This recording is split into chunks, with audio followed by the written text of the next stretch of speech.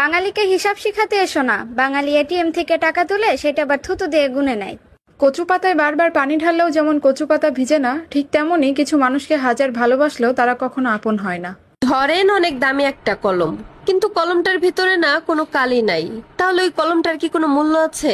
ঠিক একই ভাবে একটা মানুষ যতই শিক্ষিত হোক না কেন, তার ভিতরে যদি বিবেকটাই না থাকে, তাহলে ওই শিক্ষারও কোনো মূল্য নাই। যে দেশে জুতা বিক্রি হয় এসি রুমে আর বই বিক্রি হয় রাস্তার ফুটপাতে, সেই দেশে দুর্নীতিবাজরা থাকবে পাঁচতলায় আর গুণীজনরা থাকবে গাছতলায়। এটাই স্বাভাবিক।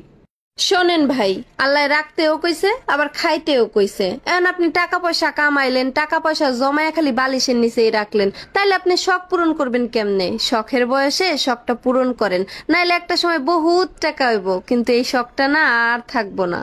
জীবনে শেষ বলে কিছু নেই।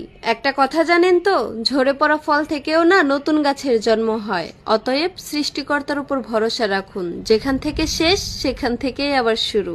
মানুষ কখনো অতীত হয় না, অতীত হয় সময়, আর অতীতের পতিত সময় মানুষকে বানায় ইতিহাস। কথাটা মানলেও বাস্তব, না মানলেও বাস্তব। পৃথিবীতে সব থেকে বড় বেঈমান হচ্ছে সময়, যা একবার গেলে কোনোদিন আর ফিরে আসে না। সব থেকে স্বার্থপর হচ্ছে সুখ, যা বেশি দিন থাকে না। আর সব থেকে আপন হচ্ছে কষ্ট, যা কোনোদিনও আপনাকে ছেড়ে যাবে না।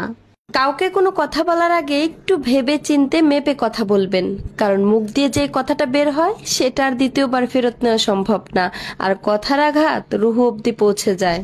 বড় লোকদের মন খারাপ হলে বলে কোথাও গিয়ে ঘুরে আসি, মনটা একটু হালকা লাগবে। আর গরিবের মন খারাপ হলে বলে বাইসা থাইকে আর কি লাভ, মরে গেলেই শান্তি। বানান ভুল হলে যেমন শব্দের মানেটাই পাল্টে যায়, ঠিক তেমনি জীবনে কিছু কিছু ভুলের কারণে পুরো জীবনটাই এলোমেলো হয়ে যায়। এজন্য ভাবিয়া করিও কাজ, করিয়া ভাবিও না। দুনিয়ায় এত টাকা পয়সা দিয়ে কি করবেন? শেষ পর্যন্ত তো ওই কবরেই যাইতে হবে। এই ওয়াজ করিন না হুজুর দাও না, এক ওয়াজের জন্য 1.5 লাখ টাকা নেয়। কি বুঝলেন আপুরা? সব সময় সব কথার উত্তর দিতে নেই, মাঝে মাঝে চুপ থাকাটাও জরুরি। কারণ একটা কথা মাথায় রাখবে, তুমি যদি কাদার মধ্যে পাথর ছোড়ো, তাহলে কাদার কিছুটা অংশ তোমার গায়েও ছিটবে। বিদেশির বউরা তার হাজবেন্ডরা ঘুমানোর আগে তার কপালে ছোট্ট একটা কিস করে বলবে গুড নাইট। আর আমাদের দেশে বাঙালির বউরা কি করে জানেন? কখন তার জামাই ঘুমাইবো সেই অপেক্ষায় বসে থাকে, কারণ তার মোবাইলটা চেক করতে হইব, তার মানি ব্যাগটাও চেক করতে হইব।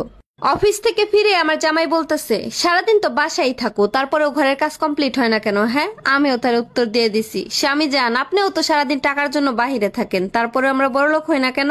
যে ঠকে সে কাঁদে, আর যে ঠকায় সেও কাঁদে। পার্থক্য শুধু 2 দিন আগে আর পরে।